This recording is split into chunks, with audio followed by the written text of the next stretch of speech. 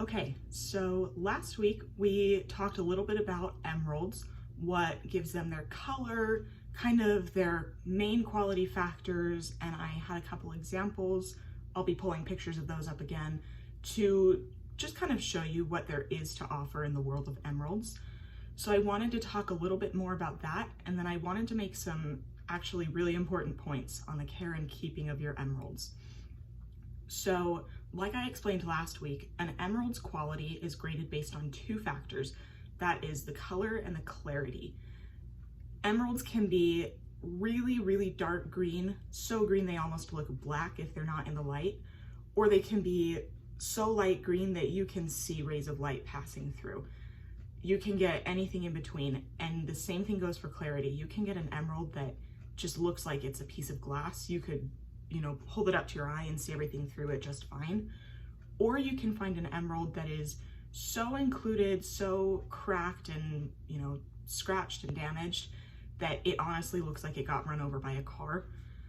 But to each their own. Tons of people like their emeralds to look that way. They like their emeralds to be really included because it just makes them kind of raw and natural looking. So there's actually kind of a big market for that.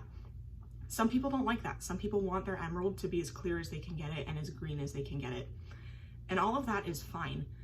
I will say the clearer the emerald, the more expensive it's going to be, and the darker the color, the more expensive it's going to be. So it really is going to be kind of an exponential curve.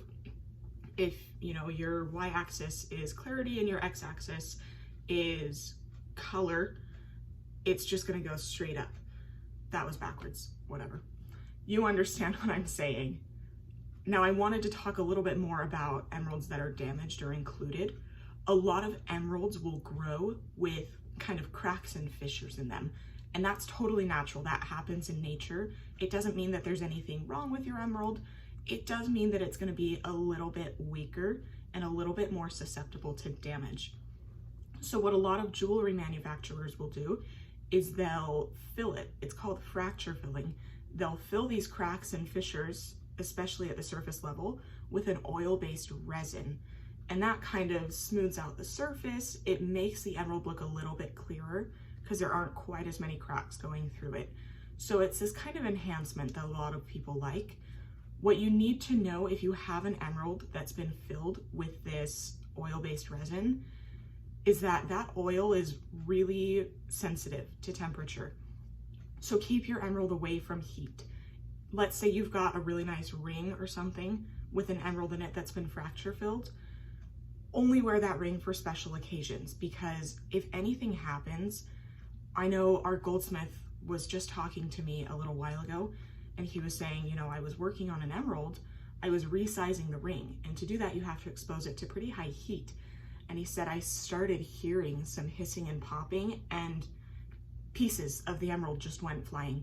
It really did just split apart into chunks because that oil started boiling and expanding, and it damaged the emerald even more to the point that pieces were breaking off and flying everywhere.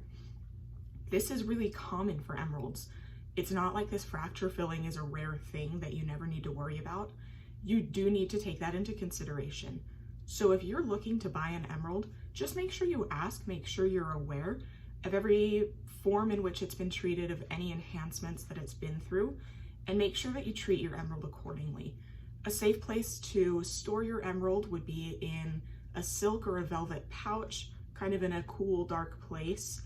Not a ton of moisture, but not super dry either. So you don't have to be super uptight with your emerald, but just be aware if you buy one. Be careful when you own it. Be careful as you wash your hands. Probably take your ring off to wash your hands. So that's it on emeralds. Next week, we are going to start talking about some other color varieties in the beryl species. If you have any questions or ideas for future videos, please put them in the comments below. Or if you're just really stoked about emeralds, let me know, because I am too, and I'm always looking for more people to be stoked about emeralds. Otherwise, we will be back next week.